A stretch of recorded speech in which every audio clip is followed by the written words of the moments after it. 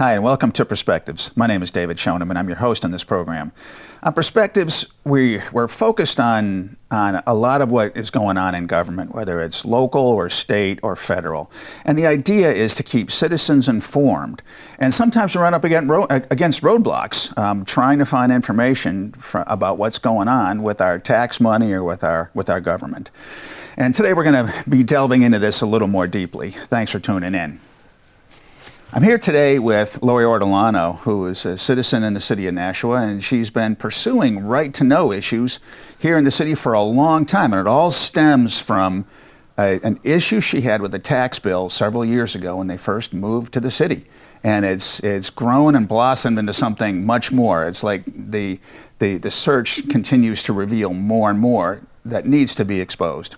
Laurie, thanks for coming in. Really glad to have you here. We've been on the show a few times now. Yes, enjoyed it. And we've been chatting a little bit before the show here, and I was reminded of a quote from, I don't know if it's a Chief Justice or a Justice of the Supreme Court or a Founding Father, but someone in our history, in American history, talked about the dangers that occur when government ceases to be of the people, by the people, for the people, and the government itself becomes this entity that citizens have to contend with, where we need permission for this, as opposed to, them understanding that they work for us. So you've been up against this for a few years now, where Yes. you've had a contentious relationship with the city of Nashua because you've gone in for information, looking for things that any citizen should want to know, Right. and have a right to know, Right. regarding a tax bill. And a tax bill blossomed into all kinds of apparent on a new malfeasance, dimension. all kinds of difficult things with the Right. city of Nashua. Right. And so we want to look at transparency. We want to understand the importance of transparency and understand that citizens do have a right. In fact, we have legislation on the books called Right to Know. Yes. Now tell us about Right to Know. What's your understanding of Right to Know laws in the state of New Hampshire, and where did all this start? It all started with our Constitution in this state, because we're one of the only, I think, states that has built into the Constitution, in the Bill of Rights, Part 1, Article 8, the statement that government should be open, accessible, responsive, and accountable. So that's a blanket statement that allows us to get access to records and hold them accountable. And on top of that, we have RSA 91A, the legislation that was put together. I don't know when it was enacted, but it's been around a long time. It's been through many revisions. Every year there's new legislation that pops up to the Senate or the House to be reviewed to enhance or change the existing language. And there's always this, struggle between entities, mostly municipalities versus citizens or press groups that are looking for access to be different. Municipalities typically want more control, and press groups and citizen groups typically want more access. So it's been around a long time. It's super important now, especially given the state of our country, the polarized nature of politics, the lack of news media, and especially in New Hampshire and Nashua in particular, with our newspaper really sort of drying up. We don't have any type of investigative journalism going on anymore. We don't have reporters covering our board meetings and reporting on our local business within city government. So they're very unregulated, they're very unmonitored. And I think that they like it that way. Well, they definitely do, and it's and they choose to be pretty restrictive on how they handle public comment, what they permit comment, what meetings they permit comment to be given in. It wasn't always that way. No. When I was on the Board of Aldermen, we had long sessions sometimes of public comment, and that was one of the things that got me interested in local politics, was the fact that you go to these meetings and you can hear the citizens speak. Right. And I think if a citizen has the right to speak, if they know they're being heard, if they have access to information, they're going to be much more content with their government. Yes. But that's not going to work well with the government that's trying to hide something. Exactly. And the evidence certainly seems to be, at least your experience, starting with wanting information on how your property tax was calculated. Right. You didn't get satisfaction there. Now we're fast forwarding to this document that you and Laura Colhoun have put together, an investigative report regarding the City of Nashua's funding for the Performing Arts Center. Yes. Where you've looked at different things in the city government, kind of peeling back the onion, and one thing always leads to something else. And now it does. Now here we are with the Arts Center, which was contentious to begin with. It was. And now you see there seems to be a lot of secretive stuff going on. So how did you get involved in the Arts Center? What prompted you to begin to look and to start doing right to know requests about the Arts Center? I didn't really expect it, but years ago when I was in my 30s and had a little baby, I was on the board for the Arts Center for the Nashua Center for the Arts on Court Street. Oh. I think it was Mayor Wagner that appointed me to be on that board. And at the time, it was going through a lot of struggles. The Arts Center was not well supported by the city. We paid a rent to the city. The city at that point was not willing to give any type of discount or support for the arts. They just couldn't make it up there on Court Street. The building was very, very expensive to maintain. It was a glass-structured building that wasn't very energy efficient, and it was costly, and it needed a lot of maintenance. And at that time, when it was built in the 70s, there was no endowment in place. So that was a big issue.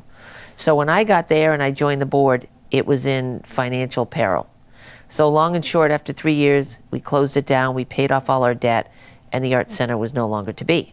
So, you know, fast forward, and we're ushering in an art center. At the time, I'm looking into assessing, and you know, back in my mind, I had an interest in it. I knew the pitfalls of it, the complexities of an art center in Nashua, the cost.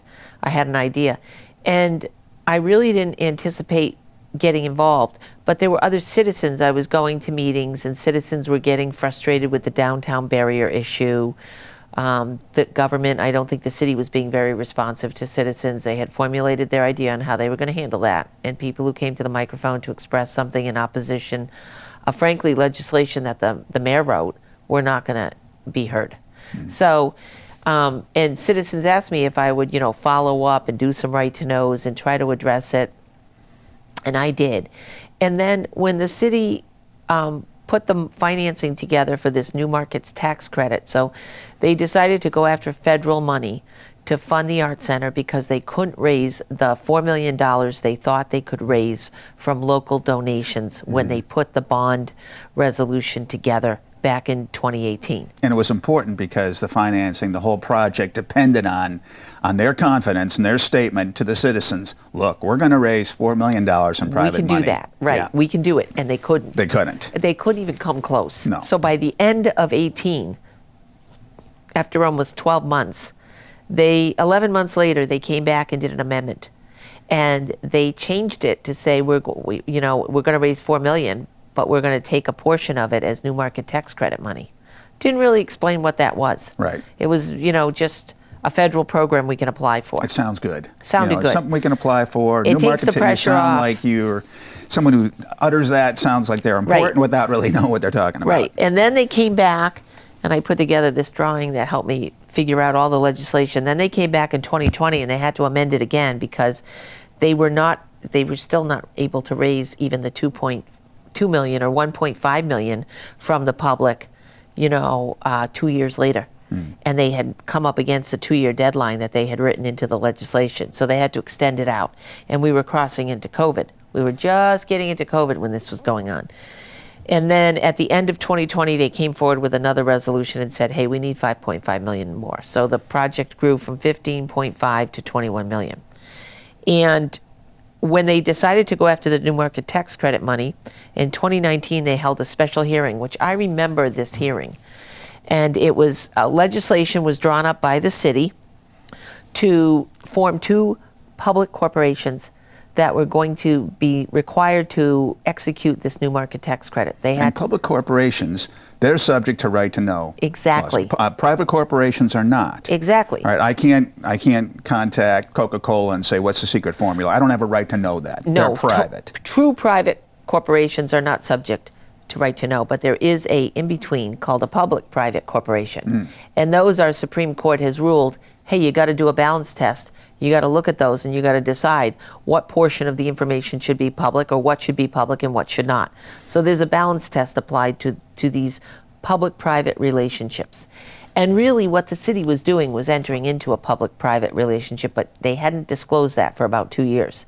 They formed public companies, 2 public companies. One was a financing arm, and the other one was a business that was set up to manage the construction and the art center itself in this low-income area. This New Markets Tax Credit program was designed to push money into low-income areas to improve the economic status of those areas.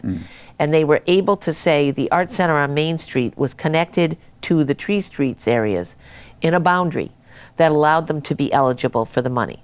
Now, in all the research I've done, and truth be told, do I think that it has improved the socioeconomic status of the Tree Streets? Not at all. I really don't think it was ever going to do that as an art center. It really wasn't. So we sort of rode on the backs of the disadvantage to grab a program that I don't think ever really fit. And really, the program should have been for someone who was going to maybe put in a shopping mall or an art center, a private entity investing in a blighted area. Absolutely. And then getting the credit for doing that. And a lot of times it can be That's what it's for. Yes, a health center. Sure. Something that really promotes the betterment of housing, medicine, and food. Essential issues that people all require to survive. Right. And jobs. It could provide them with jobs that would pay wages well above minimum wage. Yeah, and the art center's not even in the Tree Street area. It isn't, but it bordered. So they were able to wiggle their way and say, oh yeah, it's going to help this blighted area. Don't really think it did. But there was no private investment, really. No, the investor was the city of Nashua. And that wasn't really disclosed, that we were going to give the leverage loan.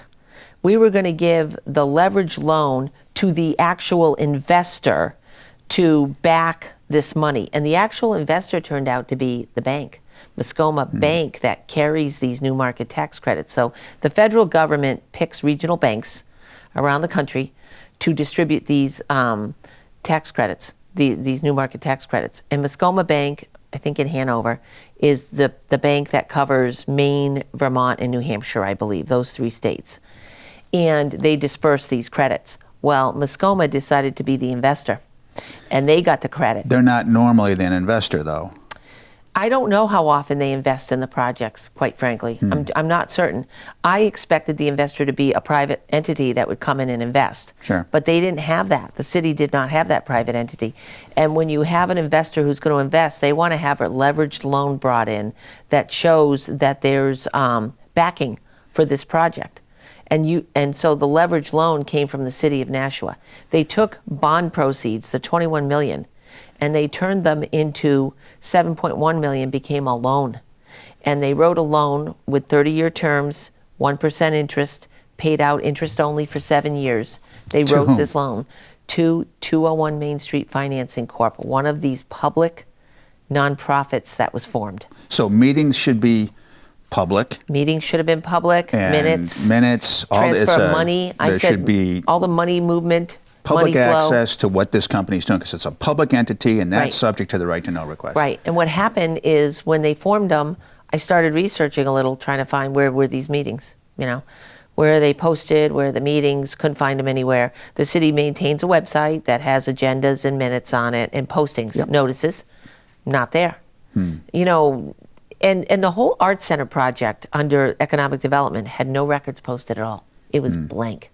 So it turns out that the attorney that we hired, the city hired an outside attorney to work with on this New Market Tax Credit, and he was a Maine licensed lawyer. And he came down here and did a lot of work with the deputy attorney for the city. He wrote, and the city attorney wrote the bylaws for these public corporations as if they were private corporations. They wrote them as private bylaws. They could run their meetings without posting. They didn't have to have minutes up. The president could make all decisions. Was that an oversight? No, I don't think so. I don't think so.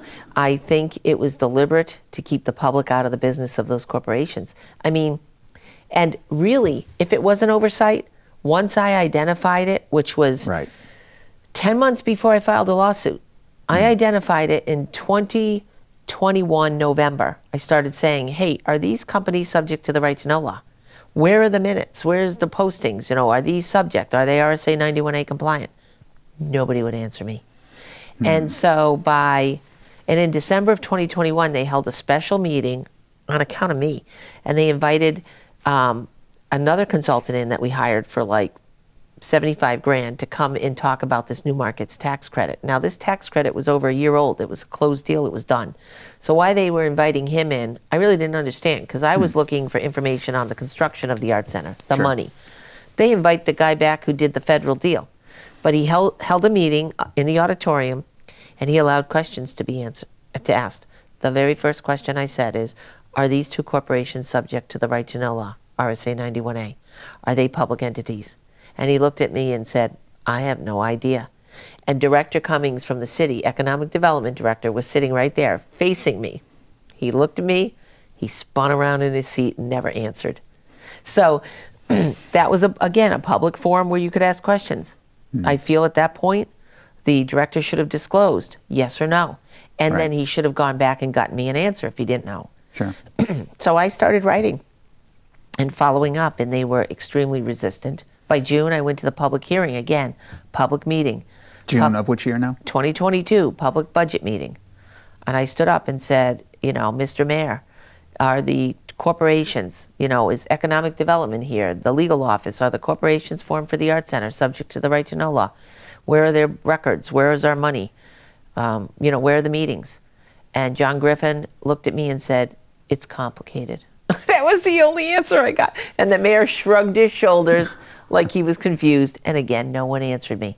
So I started writing to Celia Leonard and Steve Bolton. She wrote, the deputy attorney for the city actually wrote the legislation for these corporations. And she wrote it as public corporations. The Board of Aldermen approved their formation as public corporations. Public corporations. So I wrote to her and said, are they subject to RSA 91A? And her response was, we don't provide advice to anyone except our clients. Well, I was frustrated because I'm not asking her for advice. She wrote the legislation. What were your intentions? And how can the public be told that we won't even tell you if the records are public because we're not going to tell you what we did? I mean, that's absurd. Yeah. There's an absurdity to saying we're not going to answer questions. So then I actually said to her, please provide me any records or documents that you have that would indicate that these are public corporations. She wrote back and said, well, that would require me to interpret what you mean by public corporations. And as a lawyer, I don't have to do that. In truth, I think she broke the law there because she had documents in her office. It turns out they had a closing binder that they put together of all the documents that had to be signed to close that new market tax credit deal. And that closing binder, Dave, was almost 6,000 pages long. Which I'm sure they all read every page of. When you think about that, to close this deal, to get $2.5 million, we had 6,000 pages of paperwork involved between the bank, the federal government, and the city. That's staggering. I mean, there's not many closings you go to, No. that you may come back from your closing on a house or a business with a couple hundred pages, but 6,000 is staggering. Yeah. The checklist was staggering. But she had that book, and it was all compiled. She could have fed that to me. I would have seen all the records on the minutes. I would have had the, the bylaws. And so I then wrote a right to know to get all the emails. All emails that... But it still wasn't forthcoming. No, they actually, that's before the judge for a trial in December.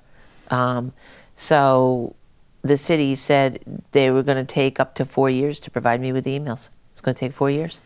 I mean, that's a long time. That's holding back. Yeah. But so I wasn't satisfied with that type of delay, so I challenged that. So by August of last year, I was so frustrated, and really, I was so angry at that point that I was getting the runaround. They weren't answering my right to knows. And literally, when I was saying, I want change orders, provide me with the change orders for the Art Center project, they were just ignoring me. Yeah, those things certainly exist. I'm sure they got a file. Well, it turns out there were a bunch of change orders. Sure. Like we were told there was going to be a restaurant with a restaurant-level kitchen in the Art Center, and there was going to be the rooftop bar. They got rid of those things. Nobody knew. Those were expensive items built into there, and they obviously had cost overruns, and they had to carve things out.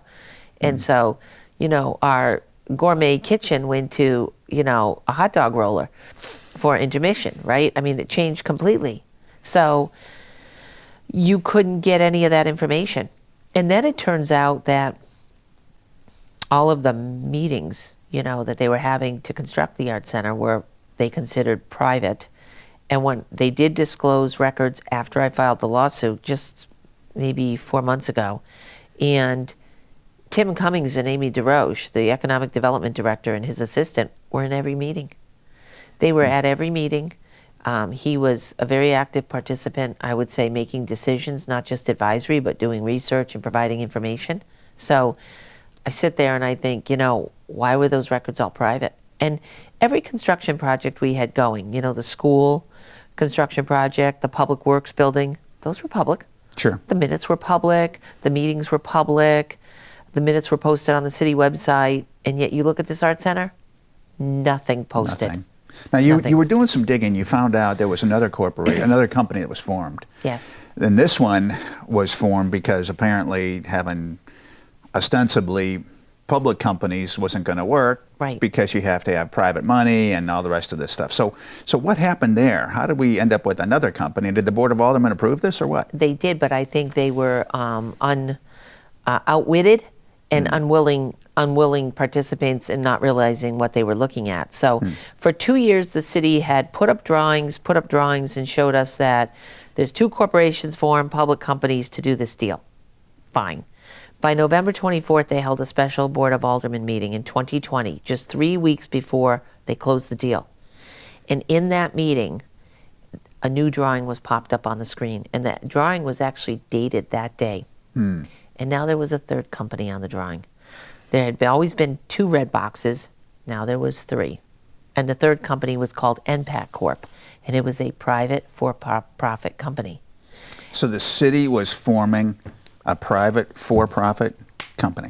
And it really wasn't the city that formed it, although the city was very aware of it. I think it was the lawyer we hired to represent the city formed it with Muskoma Bank, the bank that was providing the financing. There's an email that transpired that is fully 100% redacted that I believe explains why they needed to form this private company. But this has satisfied a federal requirement for new market tax credits? I think that, in order to get a tax credit, you have to be a taxable entity. So right, which the city is not. No, so they were never eligible for it. And these nonprofits were not taxable entities. Right. So I think they needed this other corporation, and they knew it all along. I think they knew all along we're going to need to form a private corporation. But they didn't want to say anything. They were in court on a lawsuit with me on a big right-to-know case as they're doing this work. And you would almost think they'd be careful and cognizant of the fact that we have to comply with the law and we have to be transparent. They went totally the other way. They gamed the system, the management, and they used deception and really deceptive business practices, I think, all the way through to hide very important parts of this deal that were game changers to the public, because it took all of the public's money and records and put it into darkness, became a secret. Because the right-to-know request does not apply to private corporations like we discussed earlier. They took the position that right-to-know law doesn't apply, and they really didn't take that position right away. They just were ignoring the requests. They weren't even saying they're denied, which ignoring a request is a violation of law. You can't ignore it. But they did. And then after I filed the lawsuit, the president of these 3 companies formed is the same individual, Rich Lannon. So, they don't have arm's length transactions here in corporations. They got the same people wearing the same hat running everything, and that concerns me a lot. Especially when it's done in secret. It'd be one thing if everything was public and you could read it and say, yeah, he's the same guy doing these 3 different things, but he's doing it properly. And I'm not saying that he's not, but you could see it if it was. Exactly. If it was available. But there was no transparency. And a matter of fact, he runs his corporations. Now that 2 of them are supposed to be public, and he says, I'm going to do those meetings public, he still doesn't allow any public comment. And everything he chairs or runs that has to do with the Art Center, there's no public comment allowed. So this guy is not transparent. And the board of directors for these corporations were handpicked by the city. And I find it very interesting. I think it was the mayor or Tim Cummings. I mean, most likely the mayor picked these people, but they were never board approved. Now, these corporations that were formed, the city took the position and is, with my lawsuit, they've taken the position that we don't manage, control. These corporations are not the city. We have nothing to do with them, and we don't represent them. So when I filed my lawsuit, these corporations had to go out and hire independent counsel, and they hired McLean Middleton to represent them. Pretty powerful firm in this state. The problem is the city gave those corporations their EIN, their federal tax employee identification number, to be recognized. So the city is actually controlling the federal filings and the corporations. So why would you set up two corporations that you say are independent, have nothing to do with us, we don't represent them, but give them your tax ID? That is a problem. That is a big, big question mark problem. And now I question why we even needed to hire outside lawyers for them. They didn't need that, but the city, I think this city's in a bind on what they did over there, and I think there's a lot that has to be answered. There's clearly a lot, and this is a 16-page document here, and since we're talking about transparency, this document's no secret, right? Nope. Where can the public find this document? It's been posted on social media, but it's on my website called good-gov.org. If you go to www.good-gov.org, it's the paper, the most recent paper posted on there, and it's all live linked.